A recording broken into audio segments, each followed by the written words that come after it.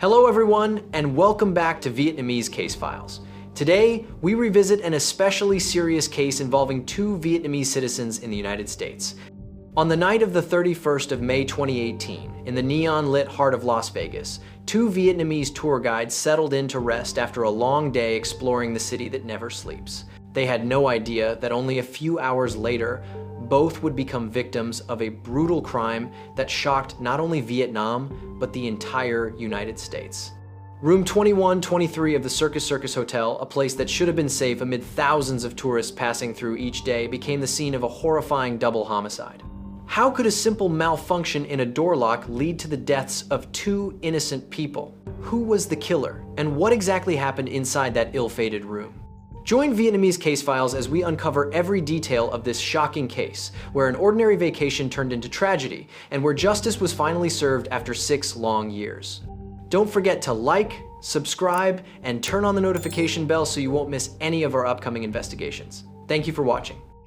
Circus Hotel, located on the northern end of the Las Vegas Strip, is one of the oldest resort properties in the city. With its distinctive circus-themed design and affordable pricing, it has long been a popular destination for families and budget-conscious tour groups. Despite its crowds, Circus is not a high-end property and is frequently criticized for outdated facilities and lax security. In late May 2018, a group of Vietnamese travelers departed from Ho Chi Minh City, transited through Los Angeles, and continued on to Las Vegas. They were on a tour inspection trip, partly work, partly leisure, with plans to visit iconic destinations like the Grand Canyon, Hoover Dam, and fully experience the vibrant nightlife of the city that never sleeps. But no one could have predicted what would come next. In this place that seemed like paradise, among thousands of brightly lit windows, a single hotel door that failed to lock properly opened the path to tragedy. On the morning of the 1st of June 2018, Las Vegas greeted a new day with its usual blazing sunlight and bustling energy. Yet on the 21st floor of Circus, an unusual silence loomed. Tuan Trinh, the lead tour guide of the Vietnamese group, noticed that 2 of his colleagues had not left their room for the scheduled Hoover Dam excursion. After multiple unanswered calls, he proceeded to take the group to Hoover Dam as planned and asked the hotel reception to help check room 2123. In the early afternoon, he returned to the ill-fated room with hotel security. The door was slightly ajar, with no signs of forced entry. But the moment it opened, a horrifying scene appeared. The room was ransacked, blankets tossed everywhere, and blood stained the carpet. 2 bodies lay motionless inside. The woman was lying on her back, covered in multiple brutal stab wounds. The man lay face down, the floor soaked with blood beneath him. The shock was so overwhelming that Tuan, the first person to witness the crime scene, nearly collapsed where he stood. Moments later, police sirens echoed through the hallway. Investigators from the Las Vegas Metropolitan Police Department arrived quickly, secured the 21st floor, and began processing the scene. It was immediately classified as a major homicide. The room showed clear evidence of a violent struggle, shattered lamps, overturned furniture, and luggage scattered across the floor. However, there were no signs of forced entry. The windows and the door lock were intact. The most critical detail was that the door had not been securely latched from the inside. Combined with the disappearance of valuables such as wallets, phones, and handbags, detectives suspected a burglary interrupted by the victims, escalating into murder. While preserving the crime scene, the top priority was confirming the victims' identities. Based on statements from Tuan Trinh and identification documents found in the room, police determined the female victim to be Nguyen Boi Sang, 38, and the male victim to be Nguyen Le Ba Quang, 30, both Vietnamese citizens and members of the same tour group. That same afternoon, the Las Vegas Metropolitan Police Department issued an official notice to the Consulate General of Vietnam in San Francisco and contacted the victims' families to assist with legal procedures. News of the double homicide quickly spread beyond the local area, drawing intense attention from both Vietnamese and international media. But behind the short headlines in the press was a devastating story of loss and innocence. Nguyen Boi Sang, the female victim, was a successful businesswoman, co-founder of a reputable travel agency in Ho Chi Minh City with nearly 80 employees. To her colleagues, she was a decisive and dedicated leader. To her family, she was a loyal wife and the mother of 3 young children. To her eldest daughter, she was even a best friend. Her decision to join the USF Trip in May 2018 had been a last-minute choice, part business, part market research. Sharing a room with a male colleague may have seemed unusual, but it was a practical arrangement for the tour group and one her husband fully trusted. As for Nguyen Laba Quang, 30, he was an energetic, cheerful young tour guide beloved by both coworkers and clients. The youngest son in a Vietnamese-Chinese family in Saigon, he had been the greatest hope of his parents after the sudden passing of his older brother. Openly gay, he was treated like family by Sang and her husband.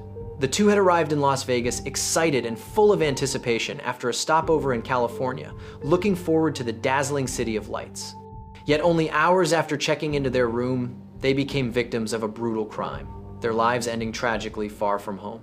The double homicide at Circus Circus was immediately classified as a high priority case. That afternoon, a detailed forensic examination began.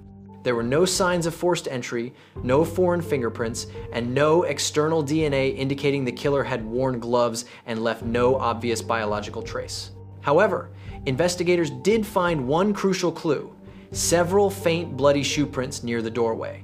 All were photographed for later comparison. Autopsies revealed that both victims died around 4 a.m.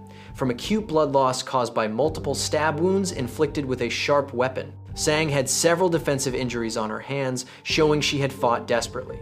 Quang suffered fatal stab wounds to the heart and lungs, and a particularly brutal injury to the genital area, raising the question, was this truly just a robbery?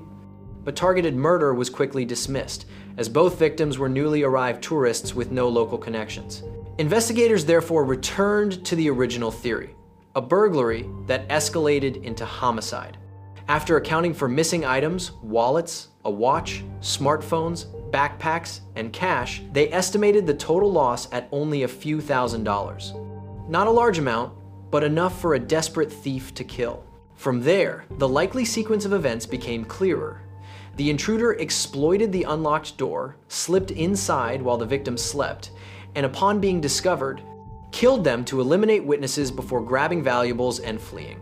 With this theory, one fact was almost certain. The killer had to appear somewhere on the hotel's extensive security camera system. Once the initial hypothesis was formed, investigators immediately turned to the hotel's dense network of surveillance cameras covering the lobby, hallways, elevators, and the rear manor building. They focused on footage recorded between midnight and 5 a.m. on June 1, the window during which the victims were believed to have been killed. Hours of footage were reviewed frame by frame in search of any suspicious individual. And then, at exactly 4 a.m., a figure caught their attention. A tall, slender black male wearing a gray hoodie and a cap emerged from the elevator on the 21st floor. He had no luggage, no bags, only a dark silhouette moving quietly through an empty hallway. About 45 minutes later, the same man reappeared at the elevator. But this time, he was carrying a dark backpack and a black women's handbag. Investigators immediately noticed an extremely important detail. His t-shirt was inside out, with the seams visible, a tactic commonly used by criminals to hide bloodstains after an attack. Every detail, the timing, the suspicious behavior, the change of clothing, the items he carried matched perfectly with what detectives saw at the crime scene. Police were now almost certain this man was the killer. The next step was identifying him. Based on the camera timestamps and the list of guests who checked out between 4:30 and 6 a.m. From the manor section, an area connected internally to the main tower, police began narrowing down their suspects. The electronic checkout system highlighted one name, Julius Damiano DeAngelo Trotter, 31, a resident of Los Angeles. Trotter checked out at 5:30 a.m., less than an hour after the security camera captured him leaving the 21st floor with the victim's backpack and handbag. When police compared Trotter's ID photo with the surveillance footage, the match was unmistakable. His criminal record showed previous convictions for assault with a deadly weapon on a peace officer, and he was on probation at the time of the murders. That night, June 1, a nationwide warrant was issued for Julius Trotter. He was no longer in Las Vegas. Investigators learned that immediately after leaving the hotel, Trotter and his girlfriend, Itasca Dean, withdrew cash from an ATM at the Palms Casino, then quickly took a taxi back to Chino, California. Perhaps he believed that with a few stolen items and basic attempts to cover his tracks, He was already safe. He was wrong. A federal task force was activated instantly, a joint operation between the FBI, Nevada law enforcement, California authorities, and other agencies. At first, Trotter and Dean hid at a friend's home in California. But once the media began reporting that a man from Los Angeles was wanted in connection with a double homicide in Las Vegas, they no longer felt secure and kept moving. On the morning of the 7th of June 2018, nearly a week into the manhunt, California officers spotted Trotter's vehicle traveling on an interstate highway. When patrol officers signaled him to pull over, he ignored the command and fled, triggering a high-speed chase that stretched for miles. Eventually, the vehicle was forced to stop. Trotter jumped out and tried to run on foot but was subdued shortly after. His girlfriend was arrested at the scene. A search of the vehicle produced a series of damning pieces of evidence. A black handbag confirmed to belong to Nguyen Boisong, a backpack belonging to Nguyen Le Ba Quang, containing blood-stained clothing, and a pair of sneakers later determined to have blood from both victims, with the DNA inside the shoe matching Julius Trotter. Although the murder weapon was never found, the amount of evidence collected was more than enough to charge him. Julius Damiano D'Angelo Trotter, born in 1987 and living in Los Angeles, was no stranger to law enforcement. He had been arrested for assaulting a peace officer with a weapon, and at the time of the murders, he was still on probation. Trotter had no stable job and lived a reckless, transient lifestyle. He spent most of his time in casinos along the Las Vegas Strip, sinking deeper into gambling debt. Despite having a child with his girlfriend, he showed no interest in being a father. His life revolved around gambling, partying, and getting money the easiest way he knew: theft. No one expected that an opportunistic thief like Trotter could escalate into a cold-blooded killer. On the night of the 31st of May 2018, while most hotel guests at Circus Circus slept, a few dim windows in the Manor building remained lit.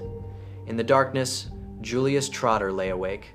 A long streak of gambling losses had emptied his pockets. Desperate, he needed quick cash to recover. But instead of risking theft inside a casino filled with hundreds of cameras, Trotter considered a simpler but far more dangerous tactic: a door push. This method, used by opportunistic thieves on the Strip, involved quietly walking hotel corridors in the early morning and twisting door handles, hoping to find a room left unlocked. At 3:50 a.m., Trotter left his manor room, pulled his hoodie low over his face, and walked through the corridor toward the main tower. Elevator footage showed him wearing a black t-shirt under a gray hoodie, his face tense. At 4 a.m., the elevator reached the 21st floor. Trotter stepped out, moving silently through the hallway, trying each door handle one by one. Then he reached room 2123. The handle turned easily. The door opened without force. A simple mechanical failure in the lock had unintentionally opened the gate to tragedy. Under the faint glow from the window blinds, Trotter slipped inside. In front of him were two guests sleeping on separate double beds. Judging by their appearance, he assumed they were Asian tourists, potential targets carrying cash, jewelry, or valuable electronics. From his pocket, Trotter pulled out a folding knife, his usual self-defense weapon. He approached the nightstand, quietly taking a woman's wallet and several pieces of jewelry. Then he turned toward the backpacks and handbags near the door. But at that moment, Nguyen Boisong suddenly woke up. In the dark, she saw a shadowy figure standing near the doorway. Panicked, she screamed. The situation escalated instantly. Trotter rushed forward, covered her mouth with his hand, and dragged her off the bed. The noise woke Nguyen Le Ba Quang, who immediately switched on the light and rushed to help his colleague. Trotter reacted with ruthless, unhesitating force. He spun around and drove the knife straight into Quang's chest with a fatal blow. The victim collapsed instantly, his shirt and bed sheets quickly soaked in blood. Witnessing the horrifying scene, Sang screamed in terror. But to Trotter, she was no longer just a victim, she was a witness. He turned toward her and unleashed a frenzy of stabbing attacks. In less than a minute, both victims were motionless. Yet the brutality did not stop there. Trotter returned to Quang's body and stabbed him repeatedly in the abdomen and genital area, an act that suggested either personal rage or a deeply distorted psychological state. Although no later evidence ever showed any connection between him and the victims, investigators were never able to fully explain the senseless savagery of his actions. Once the room fell silent, Trotter regained his composure. He went through the victims' belongings, taking more cash, phones, and a wallet containing passports. Even though the Vietnamese currency was worthless to him, he stuffed everything into his pockets, driven by pure instinct to steal. Seeing that his own shirt was stained with blood, he wrapped the knife in Kwong's clothing, then removed his black t-shirt, turned it inside out, and put it back on to hide the bloodstains. Pulling his hoodie low over his face, he opened the door and checked the hallway. Everything was still quiet. At 4:45 a.m., he took the elevator down. The camera recorded him again, Trotter carrying a travel backpack and a black women's handbag, his inside-out t-shirt showing the exposed seams, a small detail that would later become a crucial clue. He calmly walked through the casino floor, blending in with a few late-night guests, then exited the hotel through the main entrance as if nothing had happened. Returning to his room, he woke his girlfriend, Itasca Dean, and urged her to leave immediately. When the front desk asked about the early checkout, he simply said there was an emergency, keeping a mask on to avoid being recognized. Less than an hour after the murders, Julius Trotter and his girlfriend had already taken a taxi and left the hotel. In the pale June morning light, the Circus Tower gradually faded behind them. He believed he had escaped. But what he didn't know was this: every move he made, every step he took, had already been recorded, and the wheels of justice, though slow, never miss a single link in the chain. In October 2024, after more than 6 years of delays caused by the COVID-19 pandemic and various legal complications, the trial of Julius Damiano DeAngelo Trotter finally began at the Clark County District Court in Las Vegas. From the outset, prosecutors delivered a forceful indictment, charging Trotter with first-degree murder, robbery, and armed burglary. They portrayed him as an opportunistic thief who became a cold-blooded killer, willing to take 2 innocent lives just to steal a few belongings. However, defense attorney Ozzie Fumo unexpectedly introduced a controversial strategy. He did not deny that Trotter was present at the scene, but argued instead that the crime was not motivated by robbery, but by a supposed crime of passion. His most provocative claim came when he presented a short video clip showing Sang resting her head on Kwong's shoulder, framing it as evidence of a romantic motive. The courtroom fell silent, but only briefly. Prosecutors immediately countered with testimony from Sang's colleagues and her husband, all confirming unequivocally that Kwong was openly gay and that the relationship between the 2 victims was purely professional and even familial. The defense's affair theory collapsed instantly, and the court steered the proceedings back to the core of the case, a robbery turned homicide. Over the following days, prosecutors systematically presented a mountain of irrefutable physical evidence, including surveillance footage showing Trotter going up to the 21st floor at 4 a.m. and returning 45 minutes later with a backpack and a black handbag. The victim's belongings were recovered from Trotter's vehicle, sneakers stained with the victim's blood and containing Trotter's DNA. Making matters worse for the defendant, his girlfriend Itasca Dean took the stand. Dean testified that Trotter left their room at 4 a.m. and returned shortly after in a panic, wearing his t-shirt inside out and urging her to pack immediately. Although she later recanted the portion of her statement where she claimed Trotter confessed to killing them, the rest of her testimony aligned perfectly with the established timeline. And then came one of the most emotional moments of the trial. On the courtroom screen appeared the eldest daughter of Nia Boy Sang. Through tears, she spoke about her mother, the pillar of the family, and her best friend. Sang's husband, Hung Nguyen, was also called to testify. He shared the story of their marriage, of their 3 young children suddenly left without a mother, and the irreplaceable void the crime had carved into their lives. Finally, Bong Lei, Kwong's mother, stepped slowly to the witness stand, her trembling hands holding her son's portrait. Her husband and eldest child had passed away years earlier. Kwong was all I had left, she said, her voice breaking. He took away the last support of my life. The courtroom fell into a heavy silence. Even the jurors struggled to hide their emotions. In a final attempt to save himself, Julius Trotter chose to testify. He continued to deny responsibility, claiming he killed no one and that the stolen property had been given to him by a friend. But when confronted about the DNA on the shoes and his immediate flight from Las Vegas, he lost his composure and snapped, "That's none of my business." The arrogance of that answer was the final breaking point. The courtroom all but turned against him. No one believed him anymore. After nearly 2 weeks of testimony, the jury needed only 3 hours to deliberate before returning with the verdict: guilty of first-degree murder. The trial then entered the sentencing phase. Prosecutors sought the death penalty. The defense highlighted mitigating factors, such as good behavior in custody and support from family. Unexpectedly, the victims' families demonstrated extraordinary compassion. Hung Nguyen told the court, "I don't want any more lives to be taken. Life without parole is justice enough." On the 31st of October 2024, the jury officially sentenced Julius Trotter to life in prison without the possibility of parole. He turned toward the jury and quietly said, "Thank you."